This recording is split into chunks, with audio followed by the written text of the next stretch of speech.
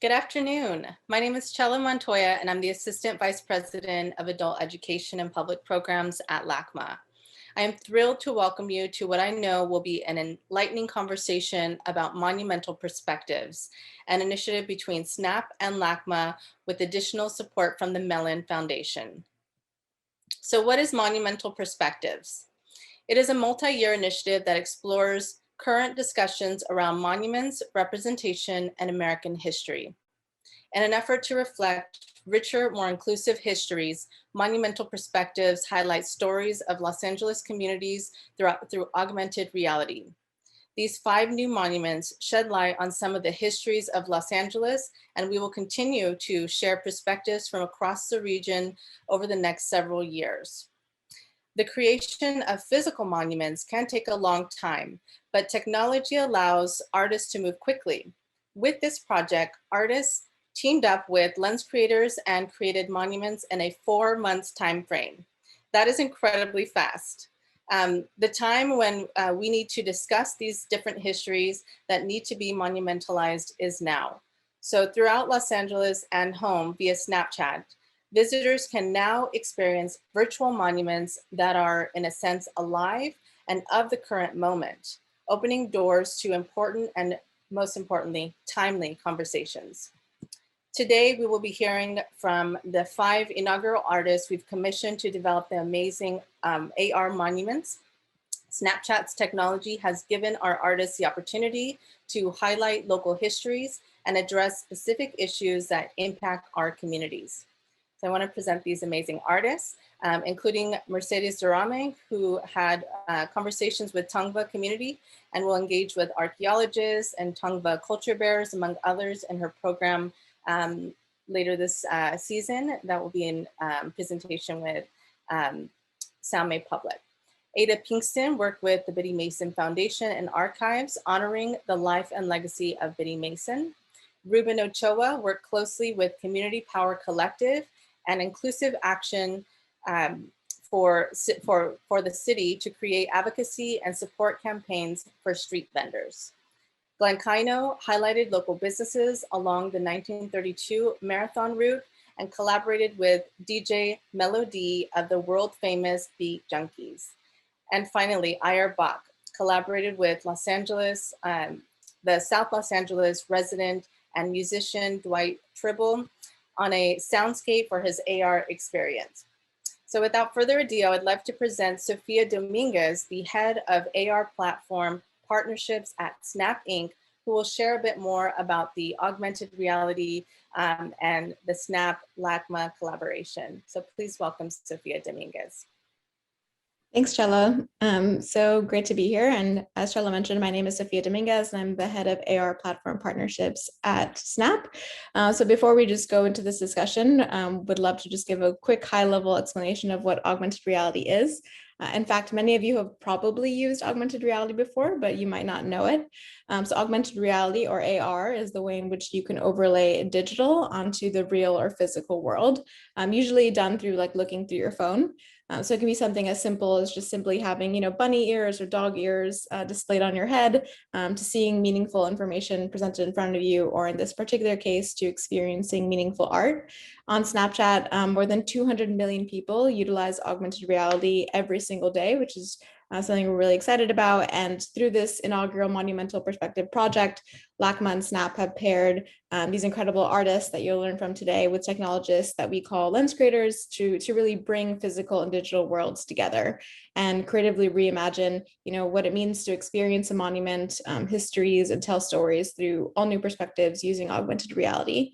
As Chella briefly described, LACMA selected the artist, and then based off of the artist briefs, we then were able to pair the lens creators that would be able to build these artist visions project to life in augmented reality. Lens creators use our tool called Lens Studio.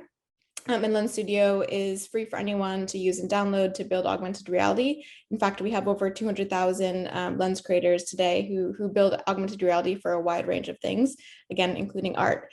And what really excites us about this project particularly is because at Snap, we really believe that augmented reality is just such an incredible tool for an end medium for advocacy and representation.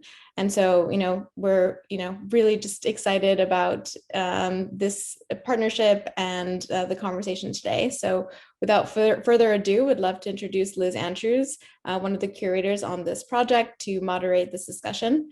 So thank you for joining us. And to learn more, I'm sure Liz will mention more about this. Just please head to LACMA's website, lacma.org/monumental, to view videos and detailed information about the lenses and the monuments. Thank you so much, Sophia. And thank you to everyone at Snapchat who has been such a wonderful collaborator for us on this project here at LACMA. I want to start out by giving a shout out to the many people who worked on this project. There were several curators, a team of us who worked on this, including Naima Keith, our VP of Education and Public Programs. There's Rita Gonzalez, Diana Magaloni, Jose Luis Blondet, and myself. Additionally, we had numerous people across the museum come together, but in particular, I want to thank Tomas Garcia, who does our technology, as well as Jennifer Snow and Delia Sofia Zacharias in the director's office with me, because they were just an incredible team keeping us all on track to get these monuments into reality on a very short timeline. We are at a moment in time when people are debating who should be memorialized in bronze and stone and marble.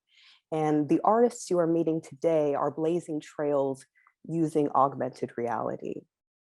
So for each of them, we'll watch a short highlight video to see a little preview of what the lens is like, but I highly encourage you to look at it on your phone from home, or if you're in Los Angeles, you must go to these sites. It's really unmatched, the situational experience. It's so impressive and really beautiful to see after this process. And so to begin, we'll start with Mercedes Doramee. Mercedes was born in Los Angeles, California, and she received her MFA from the San Francisco Institute of Art and her undergraduate degree from UCLA. She calls on her Tongva ancestry to engage problematics of visibility and ideas of cultural construction. She is currently visiting professor at Cal Arts and has shown her work internationally, including at the Hammer Museum's Made in LA 2018. And with that, let's pull up Mercedes' monument reel. I think AR has a potential to impact the art world in the way that it gives a level of accessibility that is not tied to a specific place. Oweshkoneha, Netwanya ne Mercedes Doramee, Komikrave Kwashna, Itovanga, I Oweshkoneha. My name is Mercedes Doramee. I'm from Los Angeles, also known as Tovangar. I'm the artist behind the lens Portal for Tovangar. What is the lens that I'm asking people to see through in order to engage with these ideas and the Tongva presence in the city? I really wanted that kind of peripheral sound and experience to be part of it. And it's also to remember the land that we are all on, the land that we're connected to, and to remember the continuum of presence of the Native people in this space. It allows for the dislocation of the physical laws that we operate in. I liked being able to levitate stones into the air and have these salt crystals floating upwards. I want this project to be an expansion of perception, an expansion of experience, and an expansion of imagination. All right, and with that, I will invite Mercedes to join me on the virtual stage. Hi there. So, Mercedes, I must say that this monument in particular is near and dear to our hearts at LACMA, because your monument is actually on LACMA's campus and is really and part of a larger effort in the museum to recognize the fact that the land we stand on has not always been ours, and that Tongva people, many indigenous people, can and do lay claim to this land. And so could you speak about what inspired you to make this portal? Yeah, so I mean, I guess on the first note of place, when I first saw this call, I was thinking about, where would I choose? And, the Tongva people inhabited the Los Angeles basin, which is a big, a big surface area, and Catalina Island, Pimu. And so where I kind of start to focus in on my work with the camera that I normally do and kind of these installations that I work around, it's always focusing people on these sites where there's kind of an inescapable human presence. And when I was thinking about, I often look at freshwater springs, but what was really fascinating to me is looking at the Brea Tar Pits and that proximity to the tar pits. And I was thinking about how the tar was used to line tiots, which are our kind of watercrafts that go out to Catalina Island. And so it's kind of it's a different kind of pointing than I normally do. Normally it's to like these water sources, but I was kind of excited about that.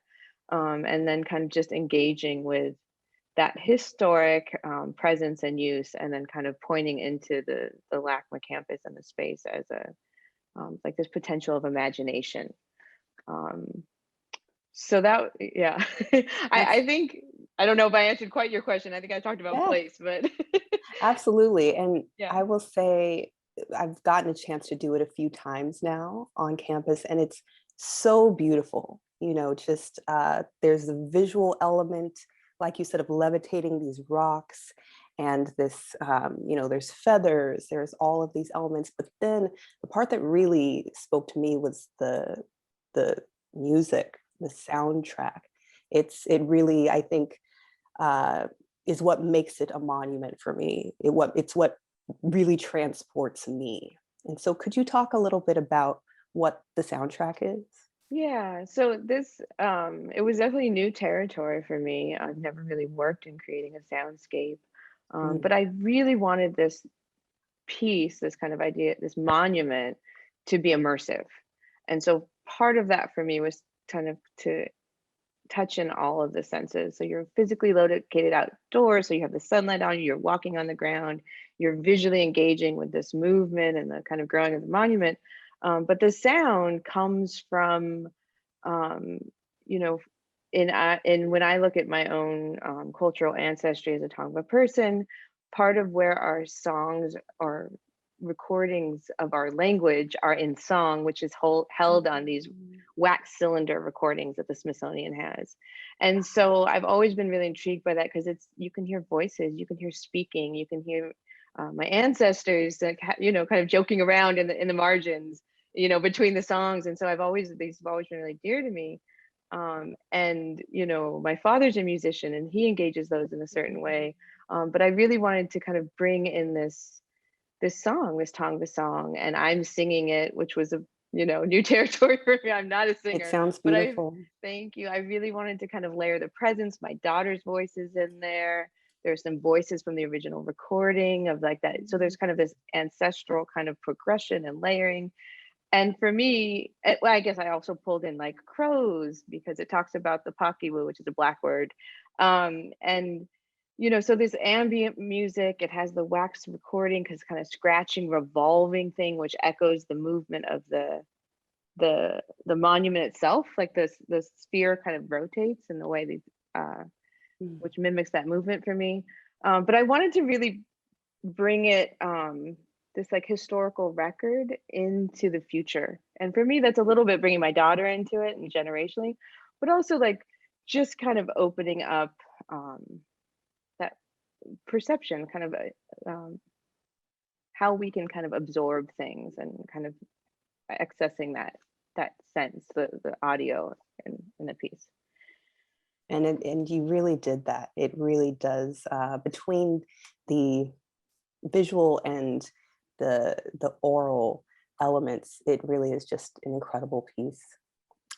So we will talk a little bit more. We have just these brief moments with each artist to begin with, But I want to move on to the next artist.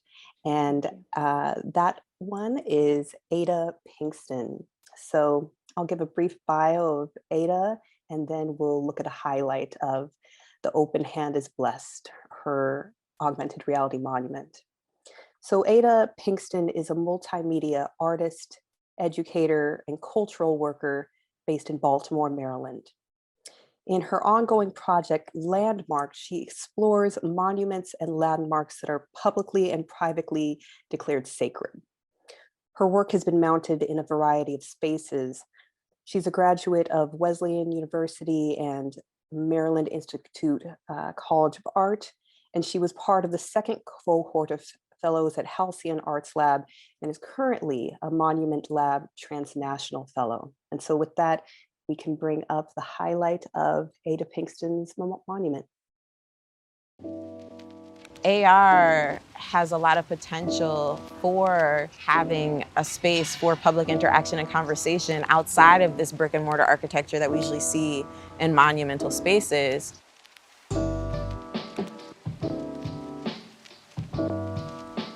My name is Aydah Pinkston. I am the artist behind the Open Hand lens that is a monument to the life of Biddy Mason. And then Magic Johnson Park is a public place that would allow more people to experience it. A lot of people walk around Magic Johnson Park, and also there's this body of water that I wanted people to interact with when opening up the lens. I want users to feel more inspired to do the research of the stories of the past in the cities and sites that they live in after experiencing the lens, and specifically researching the gaps in the stories of the past.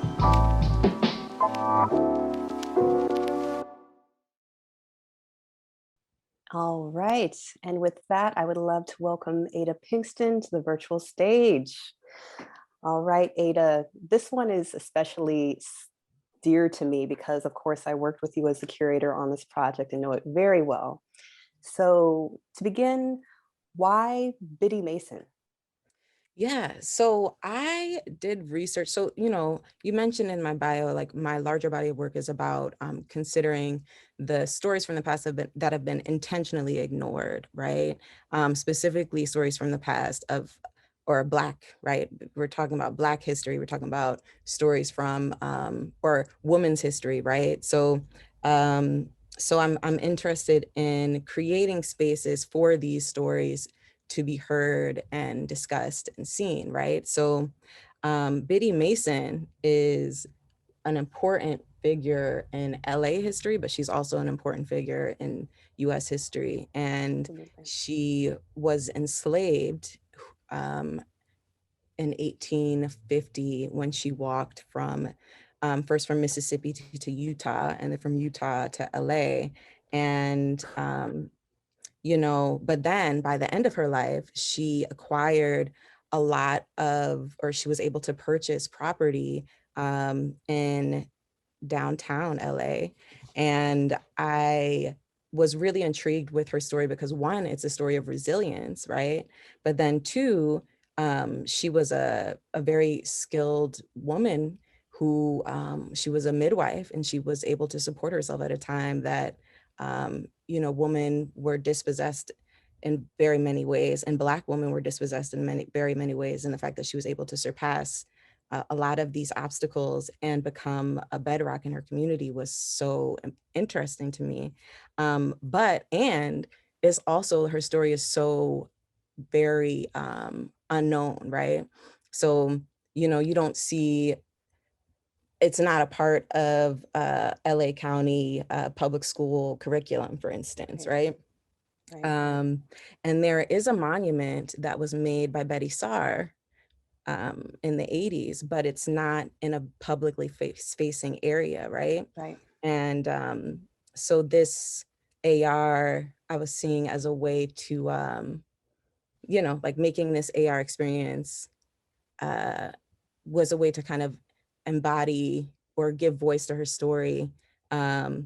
Yes, and I could stop because I could keep going. So Yeah, and she did have this. It's incredible to think that downtown Los Angeles, so much of this space was owned by this Black woman who petitioned for her freedom and gained it because it was the free state of California that she found herself in. But the monument, of course, you can experience at home, but it's at Magic Johnson Park and it's over the water. And it is situated in a place where you can see downtown in the distance. It's beautifully poetic. Could you talk a little bit about why putting her monument over the water? Yeah, so basically, she founded the Fame Church. And when the Fame Church was first built, it was close to the LA River. Now, because of global warming, most of the LA River is dried up, right? So I was interested in placing it over this body of water to kind of I was hoping to recreate this spiritual moment that often happens during a baptism, right? And a lot of other practices of cleansing and ritual. So that's why it's over this water. And also I was thinking through like the cyclical motion, like notion of space-time continuum that happens in a lot of these rituals. And yeah. That's great. And so it's in memorial to her legacy and also her spiritual philosophy as the founder of the first African Methodist Episcopal Church. And what do you think you want people to take away from this experience of this monument? Yeah, I really want people to consider, again, like the ways that things have been ignored, right? And how does that impact today? So for instance, we see the ways that eminent domain has impacted communities in LA. More recently, I saw with Bruce Beach, right? Yes. There's a court case that hopefully, we'll see what happens with that, but I really want people to consider the ways that individuals, like this intentional exclusion of people, of Black people, of people of color, right, from the canon, how does that impact today? But I want, yes, and also I want people to have a meditative, reflective space of the ways that the past and the present circulate around each other, and thinking through like, okay, well, what happens to a person after they move on, right? What happens to a person when their spirit is no longer on this earth? And how do their acts continue on, right? So there's the Fame Church, there's the Biddy Mason Foundation, right? She was the bedrock of the Black community when she was still on this earth. And even today, like some of the institutions that she started is still very much a part of the bedrock of the Black community. And I think it's important, especially now as there's this continued gentrification that happens, right? Or this contemporary, instead of eminent domain, there's other systems and structures in place that make people displaced, right? Right. But yeah. Great.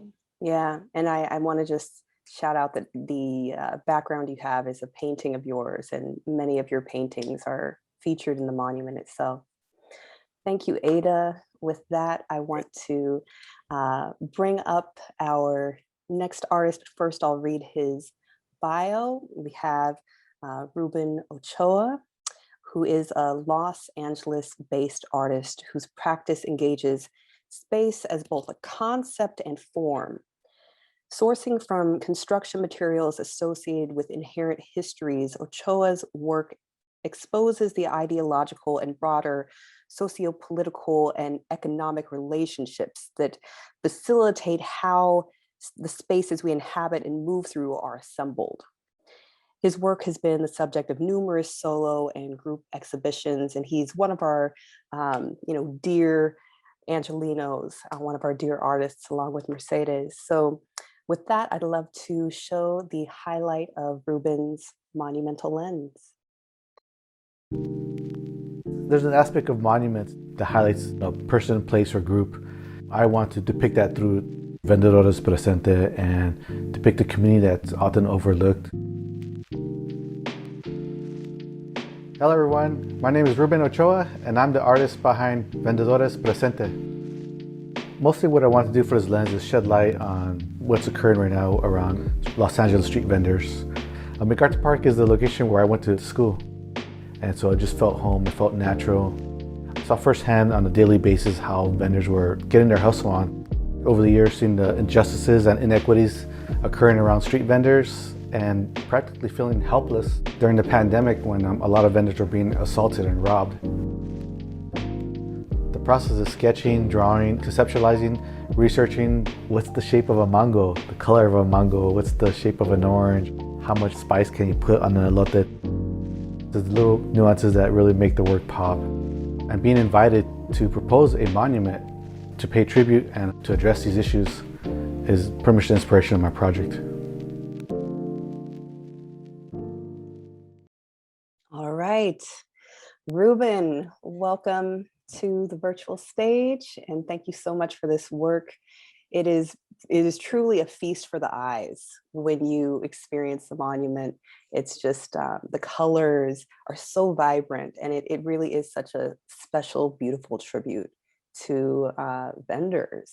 So may I ask you, what made you want to make a memorial to vendors in Los Angeles?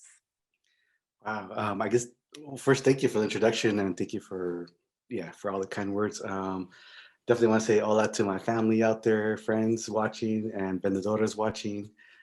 We did it. No, I'm kidding. Hey. Why did I want to do memorial? I guess, in a sense, a tribute to vendedores. In a way, is get on nerves. Looking at what's been going on, it's taken over a decade for vendedores to get their for not be criminalized. It took a movement led by women from Boyle Heights to fight against the bureaucracy of the city, and for that to occur. And vendors have been around since the inception of the city of LA for over 200 years, with Mexican and Chinese immigrants selling, and so a lot of that was a reflection. Also coming from my family background, my parents, my dad, my mom and dad, especially my mom, pioneering selling tortillas by foot, and then eventually by a fleet of vehicles. Hi, Mom. So in essence, that was my inspiration to create like this magical realism experience of these like a vendedorlandia, in a sense, like this world of vendors where you see the elotero volador flying around.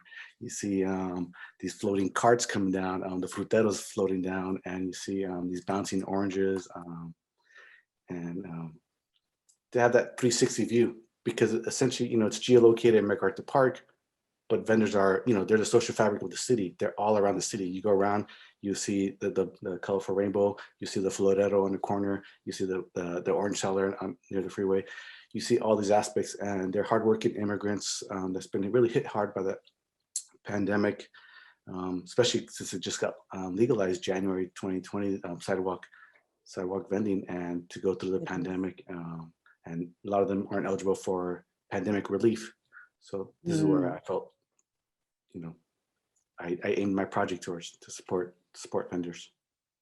Yeah, it's really a beautiful thing as both an artwork and an activist effort, a community engagement effort. Could you talk about how this project fits into your larger art practice? I guess it's kind of revisiting some earlier works. When I first went to school at Otis, when I chose to go to school at Otis at MacArthur Park, probably the first few years there, I just focused on the vendors in the area, because the only way for me to get away from selling tortillas with my family on Saturdays was to go to college. And so going to school, I was surrounded by vendors, and so I engaged with them. I befriended them. I would document them, photograph them, make paintings of them, and even painting intaglios. I'll do a range of works, indexing the vendors around MacArthur Park, and engaging with the community in that sense, in the public sphere. as an artist, your practice evolves, and you start to develop. You look into your own practice and how the built environment also informs one's identity. And so I looked at that, and that's how my work became very material based, construction based. Things that my cousins were building with rebar, my uncles were doing with pallets, my dad working in concrete. So my practice ranged in touching upon my own subjectivity. But for this, I kind of revisited it in the sense, especially in the pandemic, it was really disheartening to see a lot of vendors being attacked and assaulted, as they still are, brutally being beat and killed. So I wanted to touch upon that and create this advocacy. And if I did the AR lens, it would have probably made my life easier, like just doing the lens. But what I love is that this project became a tool for advocacy. I took the AR and really it made it a tool for advocacy. We created a whole social campaign, collaborated with our partners, Community Power Collective and Inclusive Action for the City, and the LA Street Vendor Campaign. And we really, speaking to them, talking to them in this duration of the project, developing the project, was they told me what they needed right away was direct support, financial impact. And as an artist, you want to impact the world. You want to impact. And for me, impacting them was getting funds. And so we've created a whole campaign that's beyond the lens, and we've already raised up to $35,000 and $35,200 up to date. And we just launched, in a week. So we're on track. Well, we're hopefully on track to continue to raise more. But the goal is to really make a difference in people's lives and experience the lens. Go to the landing page. Check out the experience, but there's also, it's also works as a double lens for vendors. It's a resource for vendors. They can learn how to get permits, how to navigate the rules of the city, and know their rights. So that was very important for me and my partners, the organizations, to really make sure this is also for vendors, not just for viewers to experience and enjoy, but also a tool for advocacy. And lastly, I gotta say is that it's awesome to pair these organizations with cultural institution like LACMA and Snapchat and Snap. Like, you guys we're all partners now in that sense, and everyone's like a phone call away to support each other, which is awesome. Yeah, it's a really beautiful thing what you're doing, both as an artist and as a community activist, I would say, as well as an educator. And I just want to give you a shout out because I know in the background, those are some prints of that you're selling as a part of this effort, right? Yeah, these are the fundraising edition prints I made. The LA Street Vendor Campaign, they make a cash card. It's $400. So each print actually translates directly to $400 cash card. So you buy, if you're gonna donate, you might as well take advantage, donate the $400. That supports a vendor family, and you get a print, a limited edition. We already sold more than half. So get them while they last, Okay. Jump on them. But thank you again. Thank you, everyone. Yes, thank you, Reuben. Thank you so much. All right, I would love to now go to our third artist, who is Glenn Kyno. Glenn was born in 1972 in Los Angeles. Kyno's work often functions as poetic contradictions, which aim to reconcile conflicting ideologies, opposing systems, and strict dichotomies in material and experimental ways. Kyno reconfigures the conditions of distinct cultural spheres in ecologies of making in which seemingly disparate materials and ideas are brought into contact. His studio practice includes sculpture, painting, filmmaking, performance, installation, and large-scale public work. So with that, let's watch a preview of Glenn's lens. Historically speaking, communities of color and marginalized communities are not normally included or considered in the creation of monuments. Hi, my name is Glenn Kyno. I'm the artist behind No Finish Line. The No Finish Line is a sculpture of an exploded clock in which all the gears are taken from different symbolic elements from the neighborhood. During some research, I found that the 1932 Olympics, and particularly the marathon, was the event that had its course travel through the city. And because there were some champion athletes from the neighborhood participating, it actually drove the first level of awareness to the city. I felt it was important to address the community in Inglewood, primarily because there is a lot of new development happening, and it's important to create moments to remember the community and successes of the neighborhood before all these new buildings came in. So it's a testament to time, it's a testament to endurance. It uses the idea of a marathon as inspiration in terms of the conditioning of the athletes and phraseology. This is a marathon, not a sprint. And also thinking about change and representation across multi-generational lines. All right.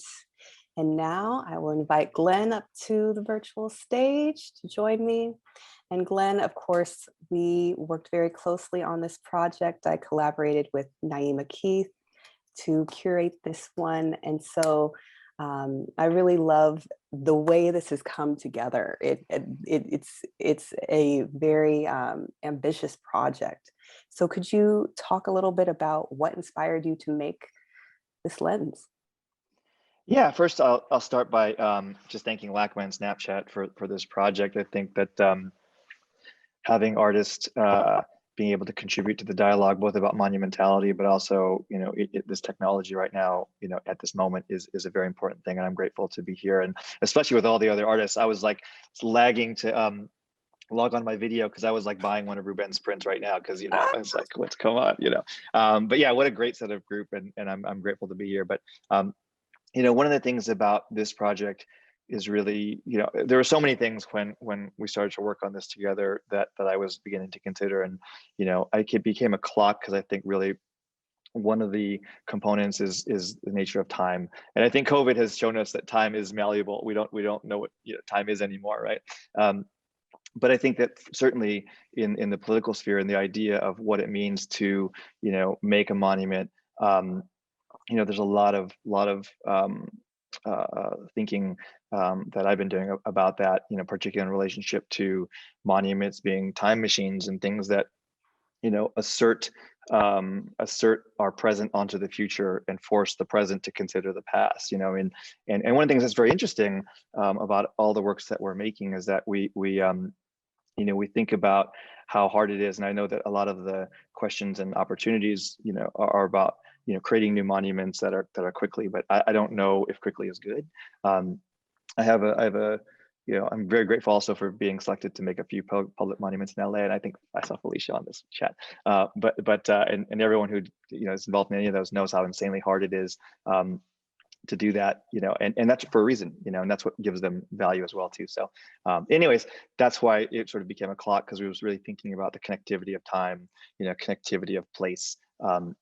It was intended to be an open-ended project where kids and people, you know, begin to contribute their own gears to the ever-growing clock and allude to the expansiveness of people dialing in and out, and kind of connecting ourselves together through this never-ending fight for justice and for a more equitable world.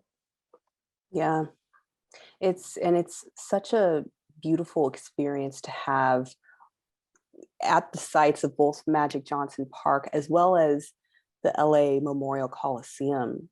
So could you talk about, especially the Coliseum, what made you want to put an enormous exploded clock on top of that place?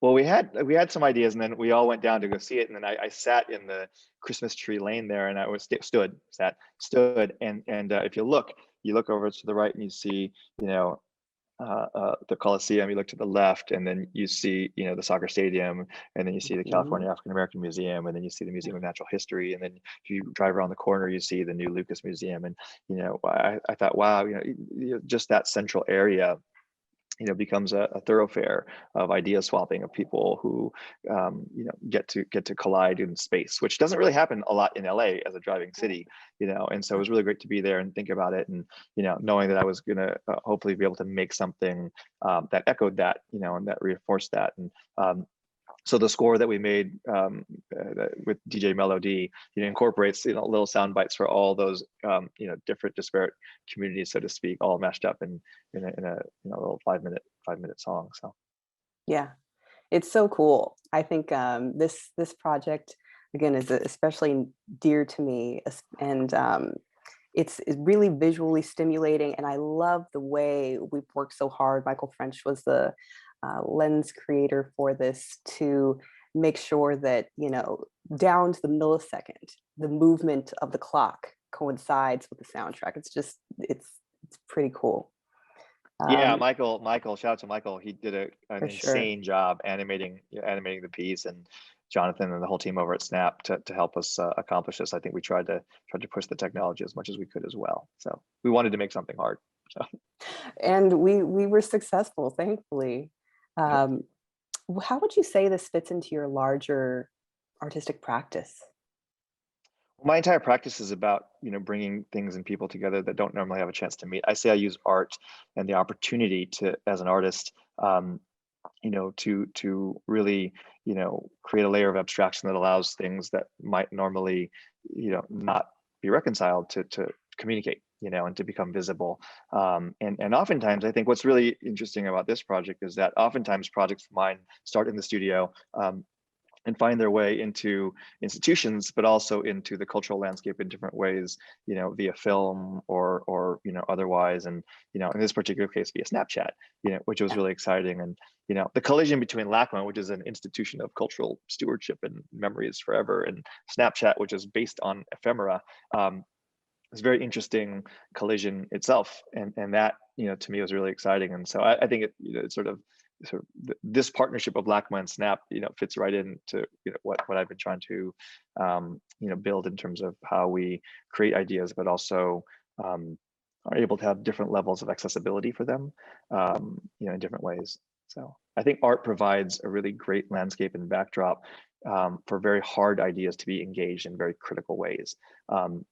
That being said, I think some of those ideas, oftentimes would benefit if they had the ability to be translated and get out to the masses in a different way. And so, for all the beautiful ideas, even just for the 5 panelists in this room and the 5 of us that got to be able to do this, these are all amazing and very important ideas, engaging, post-colonial thought in significant ways. And instead of just existing in a text or in a gallery, which is fantastic, also, there are, the possibility of millions of people to engage, in the discourse of land, in the dialogue of street vendors or indigenous community, and sort of engage in our histories. And for us to do that as well in a museum, but also to do that in a wide platform, I think is very exciting.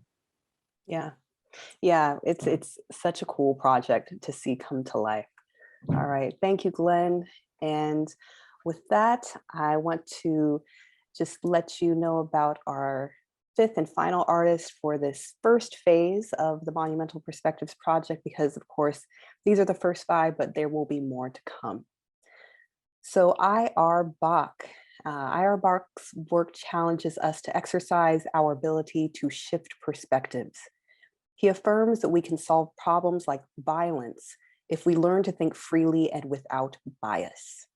His initiative, Think Empathy, has been presented in over 30 cities across 3 continents and aims to tackle 2 societal behavioral core paradoxes: categorical identity, the search for identity based on categories such as skin color and gender, and then paradigmatic discourse, which blocks free thought by justifying belief.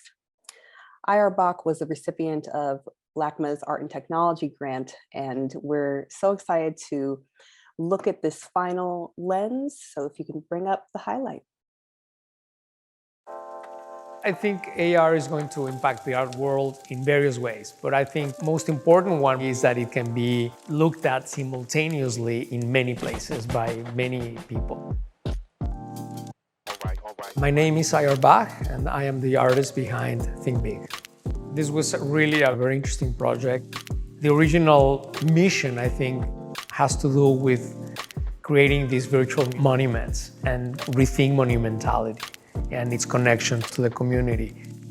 The lens has 2 different facets. One that can be downloaded anywhere in the world, and another one that is based on the Magic Johnson Park.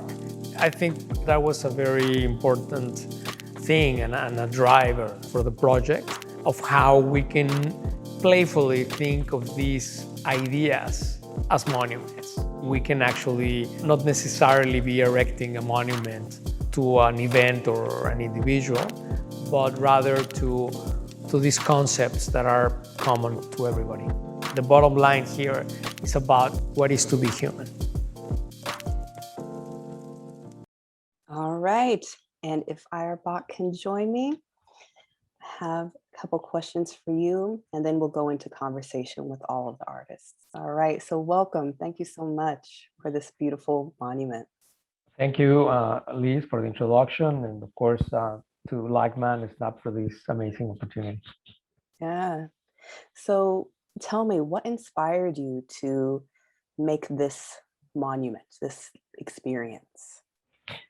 Well, I wanted to make this monument to an idea, basically, to the process of thought. Actually, not necessarily a thing in particular, but really thought and language, which is, I think, the best thing that we have. It's just an amazing resource that we have to do everything in the future. And it's funny because when you think about the future, we think of all these things we want to be better at. We want to really get rid of violence. We want to live in a community, in a society where there's no inequality. But it's sometimes difficult to imagine how it looks. So we know we want a bright future, and but sometimes it's really a challenge to think how actually it looks. And of course, if we don't know how it looks, it's very difficult to know how we get there, right? So that's a very important part of what I do of my work, is to try to imagine these things, just to present these possibilities. So it's really a monument about a possible future, in a kind of a hopeful or optimistic way too. And that's really profound in thinking about the ways that monuments traditionally honor people and things, is looking toward the past. And so this is something that kind of does the opposite, and the technology as well as your practice allows that. So could you talk a little bit about how this fits into your larger art practice? Well, it fits in various ways, actually. It's just such a good mix of things that happen at the same time. Just the fact that the work was to be placed at the Magic Johnson Park. I love parks myself, and I think there's a really nice connection between walking, experiencing nature, just strolling, and thinking. So it's just things that come together. Sometimes you just when you want to solve a problem, you want to think, you want to. So I think there's an important relationship between introspection and just strolling around this beautiful lake that they created at the park.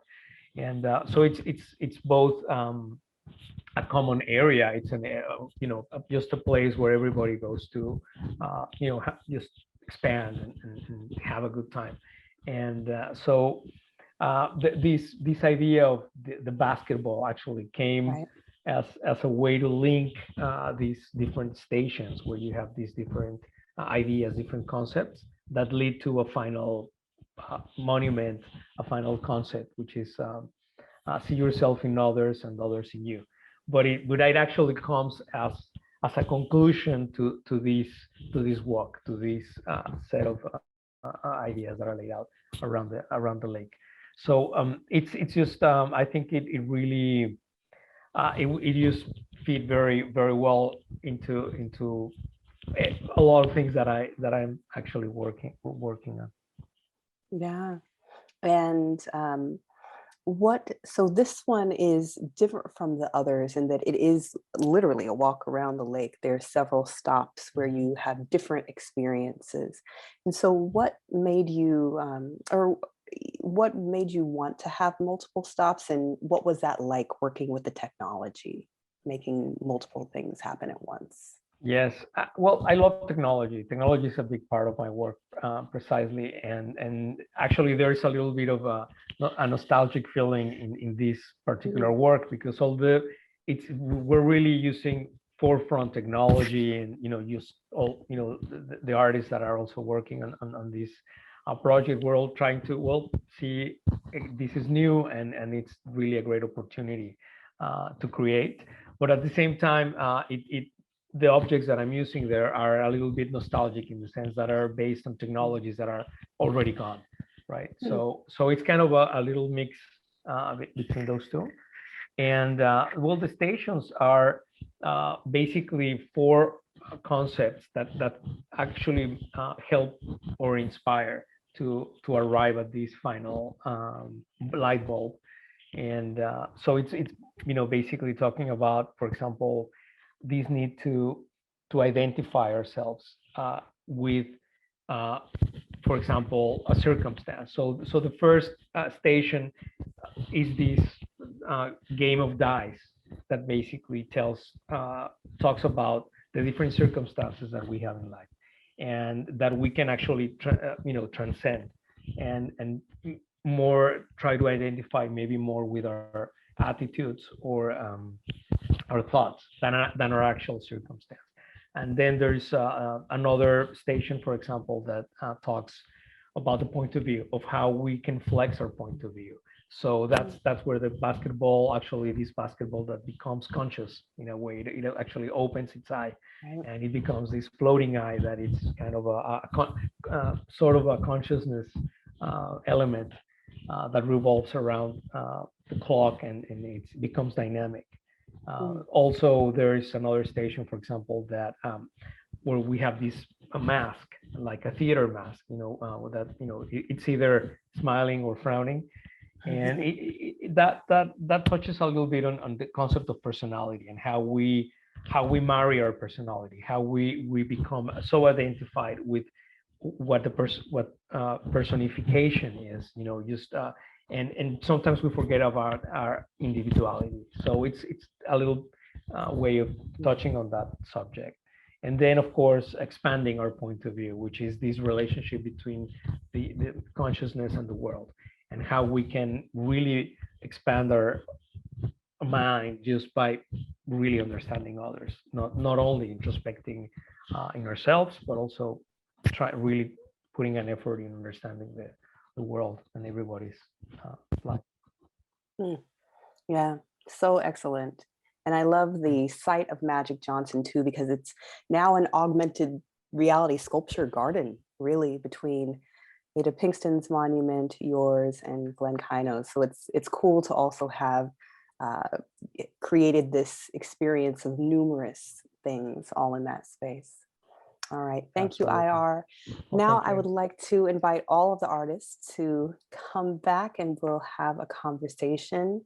And at this time, I would also like to invite the audience. If you have questions for the artists about their works, about the project, then please use the chat function and we will answer a few of them over the time. All right. We got all of us here. Okay, what a great room. It's so wonderful to be in the company of such incredible artists. So to everyone, I'm curious because this has been quite a wild ride, getting these from idea to reality, and it's happened very quickly. So what has been the most inspiring or challenging element for you all in creating these augmented reality monuments? Yes. So you wanted to know what was inspiring and challenging. So the inspiring piece is being able to think through how to make a digital space for a memory that has been ignored, right? So that was inspiring, right? And then also thinking through, like, I was talking to you about this, or I think the last time we all were gathering, we were talking about, the AR space does provide so many opportunities, because you can create a space for public dialogue without all of the resources that are necessary for a brick and mortar building, or for a brick and mortar monument, or a brick and mortar piece of art, right? So in that way, that's really exciting, right?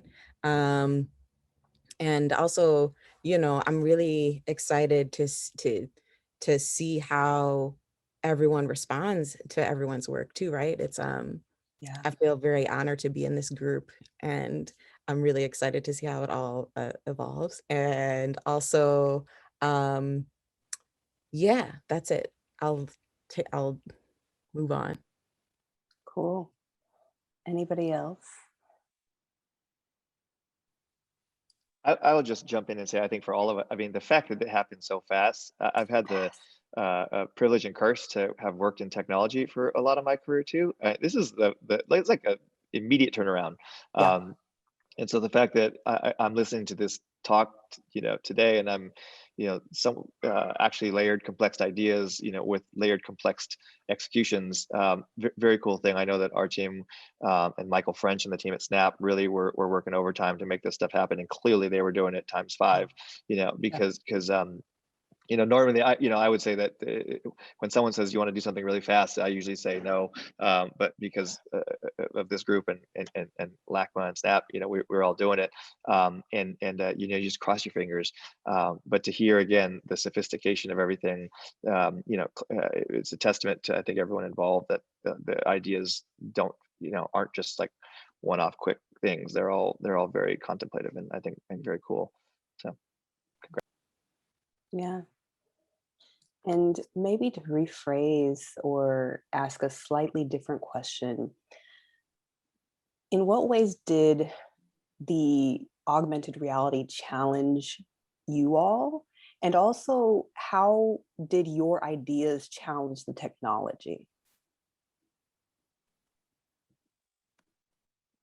Actually, it's interesting. There is this paradox about also the technology, where we were working on doing something monumental through a cell phone. So I think just that connection is just mind-boggling, and I think we all dealt with it in different ways. And actually, I think it's in itself, I think it's a very interesting process. Yeah, I think a lot of the process for me was about like not even understanding what like the capabilities were. And so I was working with Sutu, who was amazing, and we would have these conversations that were almost conceptual. It wasn't like, oh, I want this thing to do this other thing, or it to look like this, but we were like, well, what's the idea? And I think that it was a very new technology for me. This project definitely pushed me into places that I was completely unfamiliar with, including working with sound and kind of, working in a conceptual 3D modeling world. But it was really,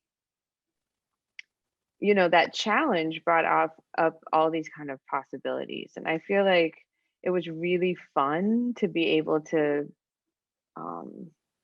not be worried about like how structurally sound is this thing that I'm trying to do, or like, what are the potential ramifications of this structure. It's like it was fun to kind of create this thing that people could engage with in a completely imaginative, like envisioning kind of space, and kind of just like move through in a way that wasn't that was very free. So I think that was fun for me.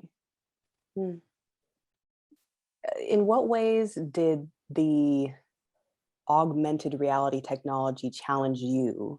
But also, were there any ways in which you challenged the technology, to step up to your ideas? Oh man, I think in every way, in both directions. It really pushed me and challenged me. One, I don't know how to use Snapchat, so just getting familiar with how to use Snapchat and downloading the app, and I mess with them when I teach with the lenses, where you could make your head to Jello. But to really navigate the form and trying to understand what's a world lens, what's a face lens, what's a interactive lens, kind of like IR box, where you actually could put your hand inside and navigate. So, you get a deck and you're like, feel free to pick one. I'm like, where do I begin? I want to do everything, and I feel like, touch upon like, even Glenn was saying, like, I think the team I was working on, we were like, overdrive. It was just like emailing late at night. It was just trying to push the medium as much as we can and create as much as we can. You know, I think we got 25% done of what I wanted to accomplish. No, I'm joking. But no, we got a lot done. Okay. This is a joke. We really try to push to get a lot done and the time frame. And I normally do pass on things that are really quick too. And I was like, wait, what's the time frame? And my partner really pushed me. No, you can't pass on this. This is, you know, this is Snapchat. This is LACMA. And I was like, all right, Snap. And but yeah, a lot of sleepless nights that are still continuing from our project because, as I said, it's a whole social campaign, and we're just barely launching that aspect of it.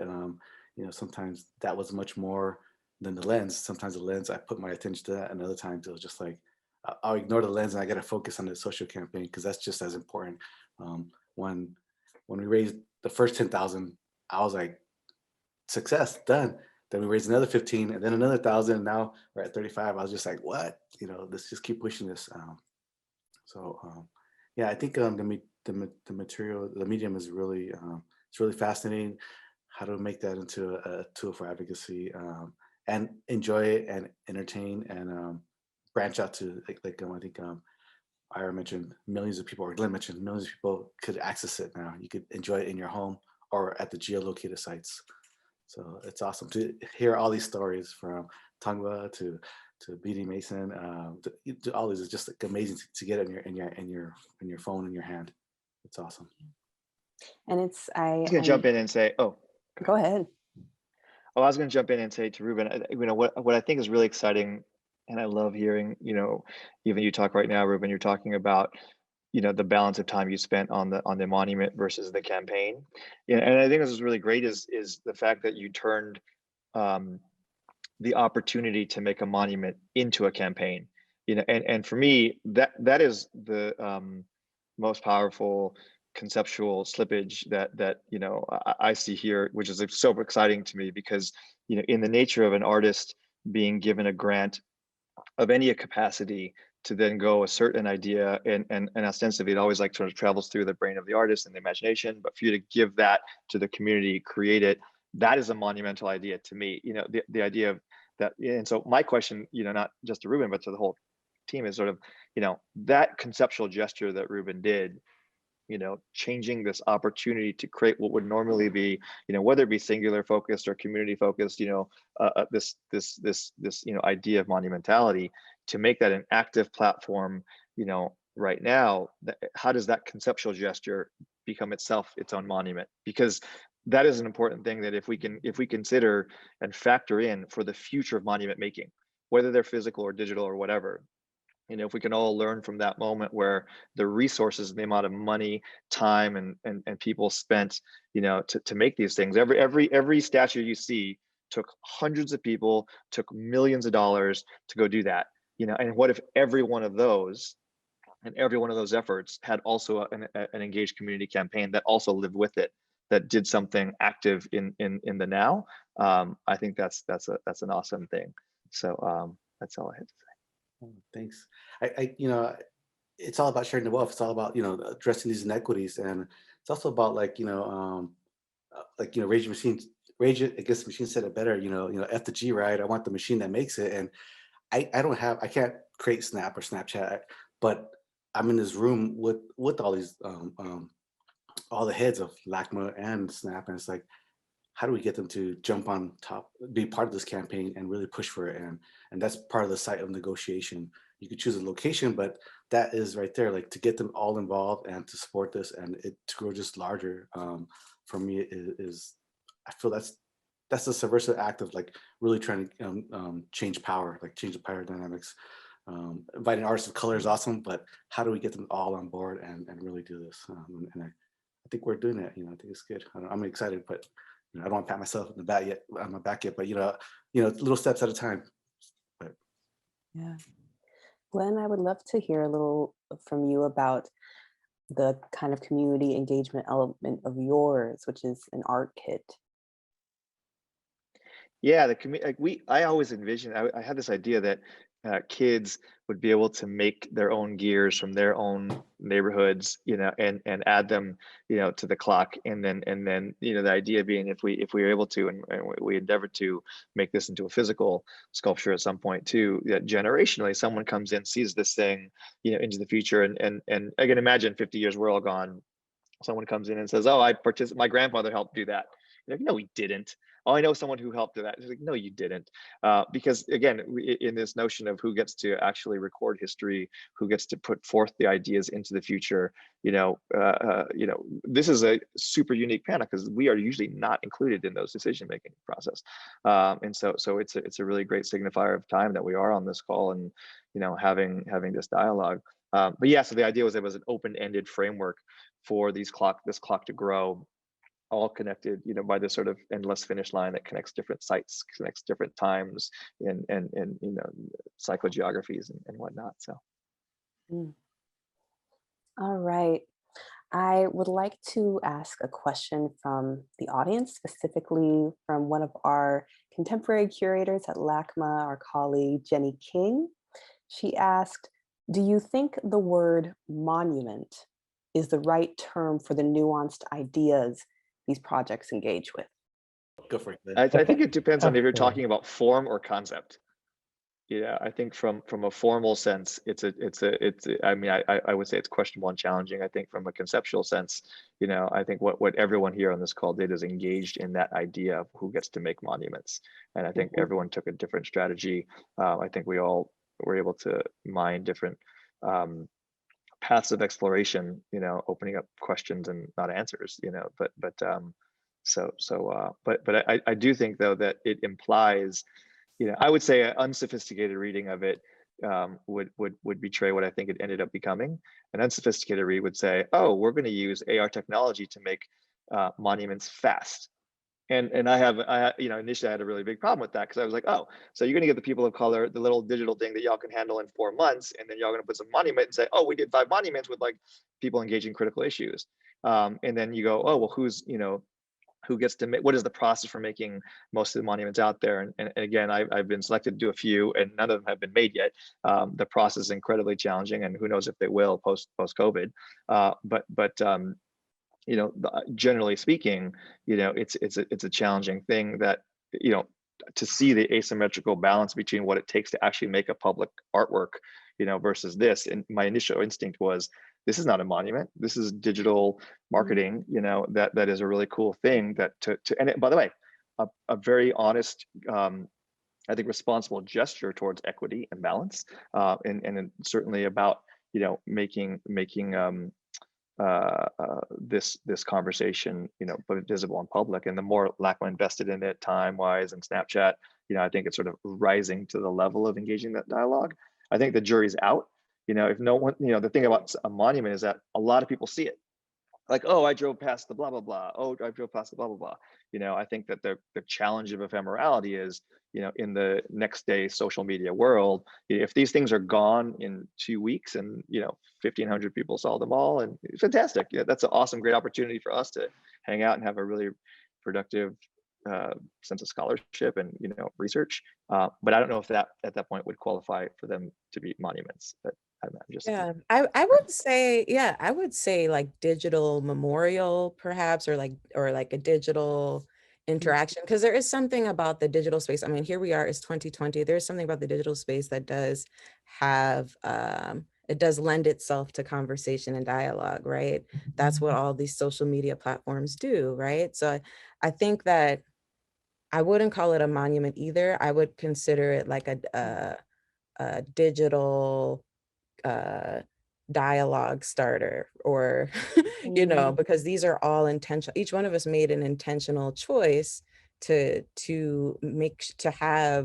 create a space for people to engage with a concept in the digital realm that I don't think when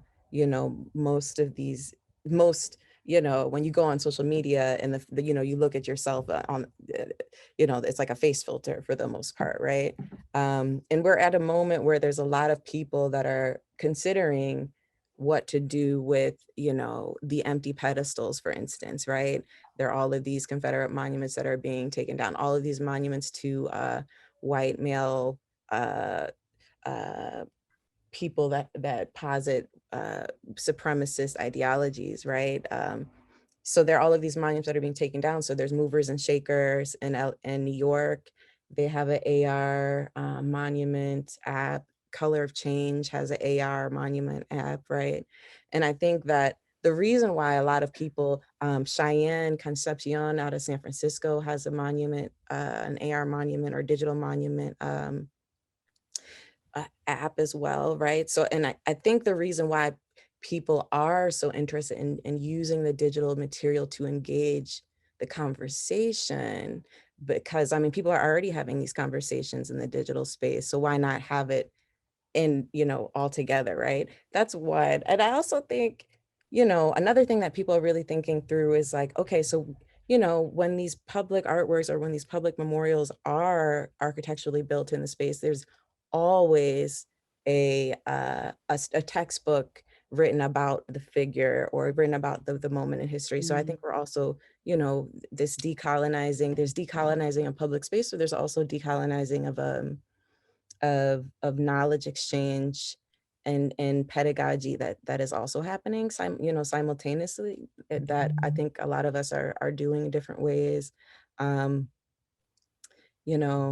Yeah, so I'm actually in the middle of writing an arts integrated lesson for high school students that hopefully will get distributed in LA County, because I think her story, her Biddy Mason's story relates to the present moment, right? We still see how like birthright or like infant mortality rates amongst Black women in the US is ridiculous, right? Right. And her story, there's so many layers to this story, but the question is about memorials and monuments, and I'm gonna pass it on because I don't want to take up too much. Great. I mean, I think one thing that as I was listening to the other artists, I thought was interesting is like where they were, like these monuments are pointing to. And yes, I am still using that word. And, when I thought about the idea of monument, I think a lot about like how I engage with monuments and the relationship of the body and the positionality of how one stands, your openness. To something that is elevated. And so what is that relationship? And I made me think like, really, what do I want to point to? Like, what am I wanting to point to? And, as an Indigenous person in the United States, most of the monuments represent these kind of traumatic moments, right? And so it was like, well, let's, I heard somebody say really beautifully, like, monuments don't teach history. They're telling a story, and it's a story. And so we get into this dialogue about, oh, well, you're going to erase the history if you take down the monuments, but really they point to moments of ideology, and so what moments of like, ideology would I rather point to? And for me, it was about like, looking up at the sky and having a relationship to these like celestial bodies that are always present, even though you need the darkness to see them, like the stars, right? And so, I think about the idea of monuments and how they're kind of meant to kind of often make you look up and be subjugated. And instead of being in that position of subjugation, to like take it over that bodily stance and make it a stance of empowerment. To shift the story, to shift the focus. So I personally like the idea that it's monumental. I like the idea that it's being forward about it being like an empowerment of like taking the reins. So I like this range of thoughts. Anything, Reuben or IR? Maybe touch on the fact of the non-physicality of it. That monuments are really also landmarks.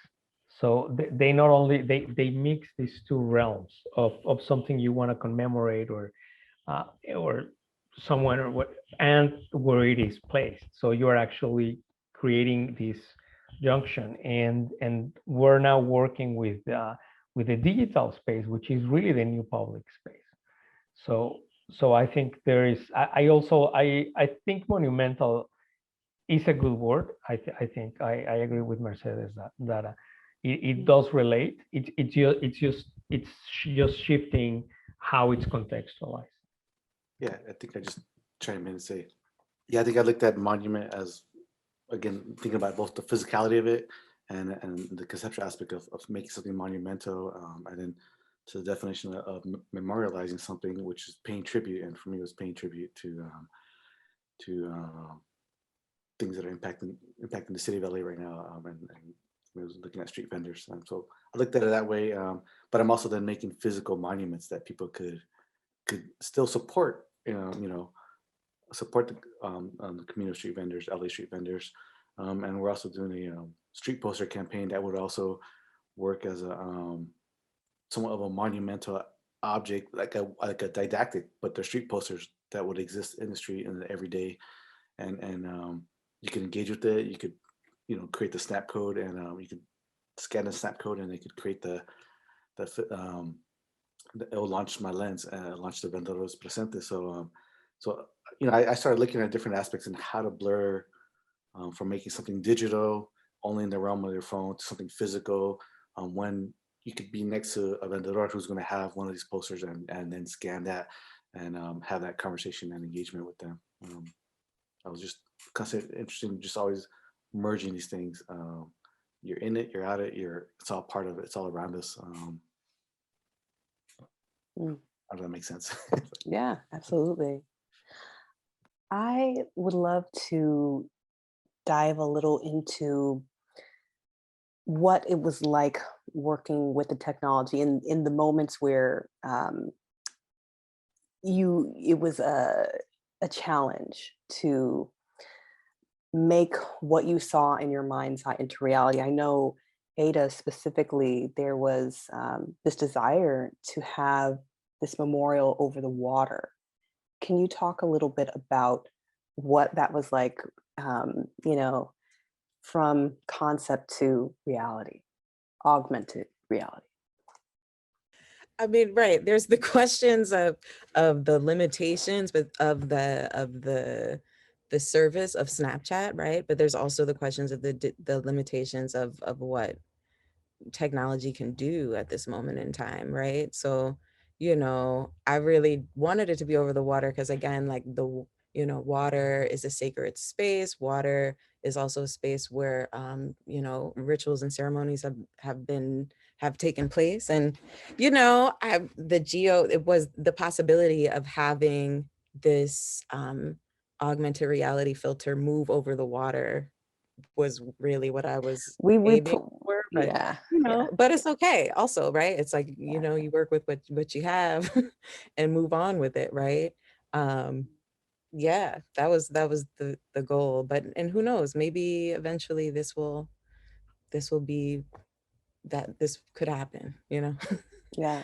I feel like we gave the technicians a run for their money with that request, because it was like, we've never done anything like this before. We don't know how to put this over water, but somehow it happened, and the result is really incredible. Again, for everyone who's in Los Angeles, I highly recommend that you experience these at the sites where they are meant to be experienced, because the at-home experience is wonderful and it is so elevated at each site. So any other kind of moments, special or strange moments working with the technology for all of you? Or I think I was just going to add that, I mean, when you combine a group of really ambitious artists that, we really push our practice and our medium, like you combine us with Snap and Snapchat, huge corporation that, really pushing the AR lens with the cultural institution that's moving a 3.5 ton rock across California, to our practice. For me, like when they came to me, I'm like, well, I'd like to cut out floors of museums. So we're really going to push this, we're going to expand this and try to see how we could really impact AR, how we could go beyond. And, I think we're just touching upon it, and we could continue to push more. It was definitely challenges, but it's just if you look at our practice, we really try to push the medium. We really try to move forward, and yeah, that's all I'm gonna say. It's been really great working with the team. They've been really supportive. Everyone, both at LACMA and Snapchat and Snap, and we've had some late night hours. But yeah, really great. Yeah. Actually, that's. I mean, we did this during the pandemic, and I think it was a huge challenge to do it of course in the time frame. But I think it definitely wouldn't have been possible without really a lot of people working together. And I mean, I particularly want to thank Jose Luis Blondet, who was the curator for my work. And of course, Delia Sofia and all the team at LACMA did an amazing job. And of course, James Horvath, the lens creator, who it was in San Francisco. So everything was just, going through screens. It was a very surreal, I think, thing, working with the screens, going through the screens, just a very new thing. So it was a tough learning curve, but I think I really love all the work that the rest of the artists in the group did. I think we managed together. That was nice. Yeah, the result is really so impressive, and such it's also so cool to see that each of you took this kind of proposition of augmented reality monument and went so many different and beautiful directions. So thank you so much for your work. Thank you for those late nights. Thank you for your creativity and for honoring the people and ideas that you have. It's really an honor to be able to present these pieces. And so I want to thank everyone who has tuned in. I want to thank all of our artists, all of the curators, all of the people behind the scenes who have done so much to make this project possible, all of our friends at Snapchat, and say that there's much more information you can find out about the LACMA x Snapchat Monumental Perspectives project on LACMA's website. And, pull up Snapchat and please experience these, because I've never seen anything like it. And I think that we will see this as something that points toward the future when we look back on them. So thank you, everyone. Thank you so much, Cello.